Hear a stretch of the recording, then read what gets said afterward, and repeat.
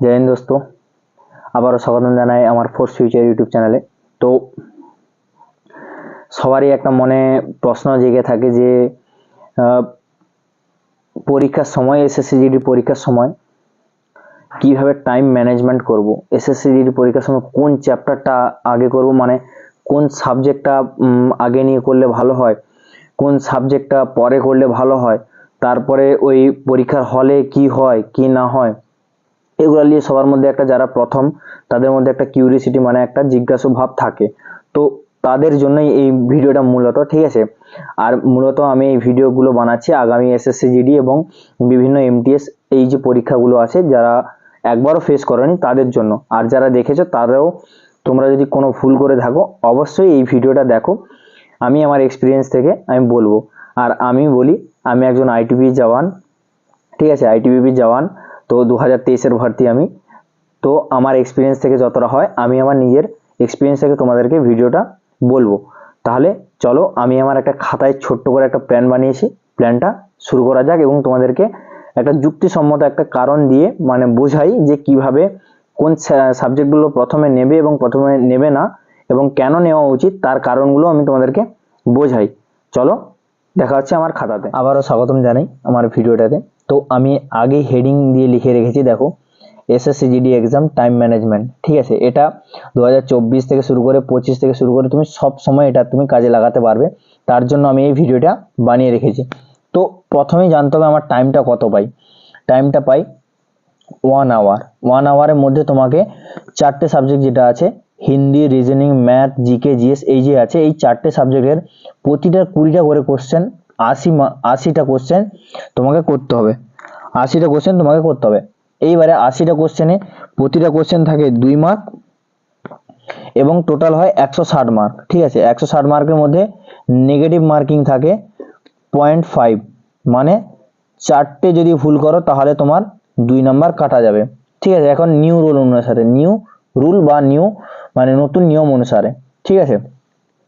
তো আমি প্রতিটা ভিডিওই বলে রাখি যে ওয়েস্ট বেঙ্গলের ছেলে, ওয়েস্ট বেঙ্গল, ত্রিপুরা, আসাম যেখানের ছেলে হোক না কেন, যদি আমাদেরকে এখান থেকে চাকরি পেতে হয় মোটামুটি 105 110 পর্যন্ত পেতে হবে, তবে গেলে একটা যে কোনো সিট কনফার্ম হবে। এবং এটা টার্গেট রেখে যদি চলো তাহলে তুমি যে কোনো ডিস্ট্রিক্ট মানে জেনারেল ডিস্ট্রিক্টে জেনারেল বা যে কোনো জায়গায় থাকো তুমি অবশ্যই একটা জব পাবে, ঠিক আছে। আমি এই মানে নীতি নিয়েই আমি চলি এবং আমার এটা ধারণা, ঠিক আছে। বাকি অন্যের কি ধারণা হবে না ধারণা হবে তারা অবশ্যই তোমরা অনেকে কমেন্ট করো, আমি দেখি, কিন্তু মানে কি বলবো, এটাই একটা মানে বিশেষ পদ্ধতি, বিশেষ একটা টার্গেট রাখো যেটা করলে তুমি একটা অবশ্যই একটা কনফার্ম সিট পাবে। চলো এবার কি বলি, যে এই 105 মার্ক আছে, তো 105 প্লাস মানে 110 খানিক টার্গেট রাখবে, ঠিক আছে। এইবার কি বলি, সিবিটি কম্পিউটার বেসড এক্সাম হয় এটা, ঠিক আছে। এটা সবাই জানো কম্পিউটার বেসড এক্সাম হয়, কিন্তু তা বলে এটা নয় যে কম্পিউটারে বিশাল তোমাকে এক্সেল ফেক্সেল এইসব জানতে হবে, এটা কোনো কিছু জানার দরকার নেই। একটা কিবোর্ডে একবার খালি তোমাকে পাসওয়ার্ড টাইপ করতে হবে এবং এর সেকেন্ড টাইম থেকে তোমাকে খালি মাউসেই ইউজ করতে হবে, ব্যাস। এর জন্য আমি ডিটেল ভিডিও বানিয়ে দেবো আমার চ্যানেলে, অবশ্যই তোমরা চ্যানেলটা সাবস্ক্রাইব করে রাখো এবং আগামী যারা অ্যাসপিরেন্ট আছে এসএসসি জিডির জন্য তাদের অবশ্যই সাহায্য হবে, তোমরা দেখে রাখো। তো বলি, এবারে দেখো আমাদের একটা ম্যান সাইকোলজি কাজ করে, ঠিক আছে। ম্যান সাইকোলজিটা কিভাবে কাজ করে সেটা তোমাদেরকে বলি। সাবজেক্ট ওয়াইজ দেখো, যে কোনো বিষয় তুমি যদি প্রথমে যদি ম্যাথ করা শুরু করে দাও তাহলে সেক্ষেত্রে তোমার একটু মানে মাথার উপর হালকা করে প্রেসার পড়ে যাবে যে এই ম্যাথটা হলো না, এরপরে জিকেটা কি হবে, এ কি হবে, সেইটা নিয়ে আমি একটা বলি। প্রথমে সাবজেক্ট ওয়াইজ যে কোনো করবে, প্রথমে করে দেবে হিন্দি বা ইংলিশ, যার যেটা গ্রামারে সহজ হয় সেটা প্রথমে করবে। কেন, এর কারণটা আমি প্রথম কারণটা বলি।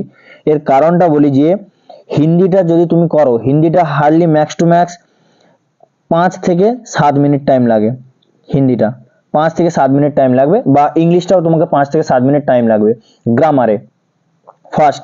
এবারে যখন তুমি করবে, তুমি একটা দুটো হয়তো পারবে না, তখন সেক্ষেত্রে তোমার কিন্তু দিমাগটা হালকা শার্প হয়ে যাবে, মানে তীক্ষ্ণ হয়ে যাবে। এরপরে যেটা করবে সেটা হচ্ছে যে রিজনিং এবং রিজনিং যখন করা শুরু করবে 1 থেকে 20 পর্যন্ত করবে এবং দেখবে হয়তো ধরো তোমার সিটিং অ্যারেঞ্জমেন্ট বা স্টেটমেন্ট অ্যান্ড কনক্লুশন এগুলো তোমার হালকা আটকাচ্ছে বা মিসিং নাম্বারে তোমার আটকাচ্ছে, তখন তুমি কি করবে রিজনিং এর একটাই রুল, যেটা হচ্ছে না সেটা লাস্ট টাইমে রিভিউর জন্য মার্ক ফর রিভিউ করে দেবে। ঠিক আছে, মার্ক ফর রিভিউ করে এগিয়ে যাও। এবং এটাতে যদি তুমি হার্ডলি 20 থেকে 20 মিনিট দাও, 20টা কোশ্চেন 20 মিনিট, কারণ রিজনিং কিছু কিছু সব দেখলেই হয়ে যায়। আর অন্যান্য গুলোকে যদি তুমি এক্সট্রা করে নাও, তাহলে মানে অন্যান্যগুলো যদি 1 মিনিট সামথিং টাইম নাও আর কিছু কিছু কোশ্চেন দেখলেই যেগুলো হয়ে যায়, তাহলে আমি 20 মিনিট গড় নিয়ে আমি চলতে পারি। তাহলে তোমার 25 থেকে 27 মিনিট হয়ে গেল।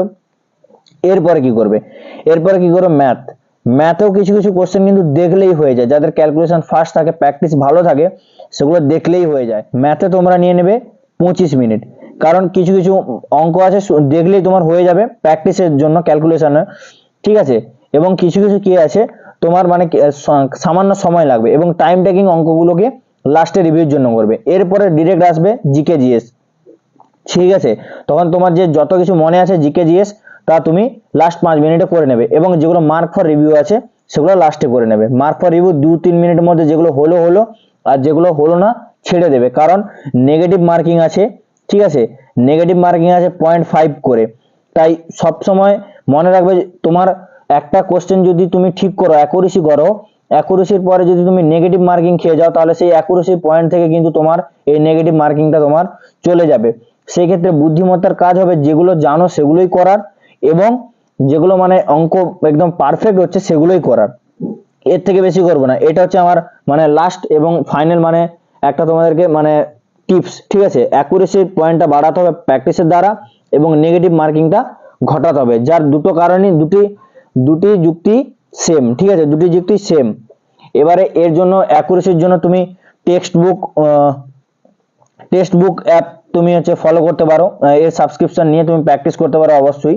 ঠিক আছে, তো এইরকম ভাবে আমি তোমাকে জানালাম, এবং বিভিন্ন মানে এই টাইম ম্যানেজমেন্টটা যদি এই সাবজেক্ট ওয়াইজ করো অবশ্যই ভালো হবে। এবারে একটা কি কথা বলি, যে অনেকে আবার কাস্টমাইজ করে, মানে বিভিন্ন নিজের মতো করে আগে করতে পারে। তুমি রিজনিং এর পরে জিকে জিএস করতে পারো, লাস্টে ম্যাথ করতে পারো, তখন তুমি আরো দিমাগ শার্প হবে। কিন্তু একদম লাস্টে যদি তুমি ম্যাথ করো, তাহলে সেক্ষেত্রে দিমাগের উপর একটু হালকা প্রেসার পড়ে যায়, যে ম্যাথটা যদি না হয় সবগুলো টাইমের মধ্যে, তাই ম্যাথটা 3 নম্বর স্থানে রাখবে। ঠিক আছে, বা এটাও করতে পারো রিজনিং করে, হিন্দি করে, তারপরে ম্যাথ, এবং তারপর জিকে জিএস। ঠিক আছে, জিকে জিএস এর জন্য একদম লাস্টে একদম টাইম লাগবে সীমিত। ঠিক আছে, সেখান থেকে তোমার জিকে জিএস যেহেতু মুখস্থর উপরে চলে, আর সেখানে ভাবনা চিন্তার কোনো কিছু চলে না, তাই জিকে জিএসটা একদম লাস্টে রাখবে। তো এখানে এতটুকুই। ঠিক আছে, দেখা হচ্ছে নেক্সট ভিডিওতে। ভালো লাগে চ্যানেলটা অবশ্যই সাবস্ক্রাইব করো, এবং বন্ধুদের সাথে শেয়ার করো। ঠিক আছে, অনেকেই সাবস্ক্রাইব করছো না তোমরা বন্ধুরা, তো দেখা হচ্ছে নেক্সট ভিডিওতে।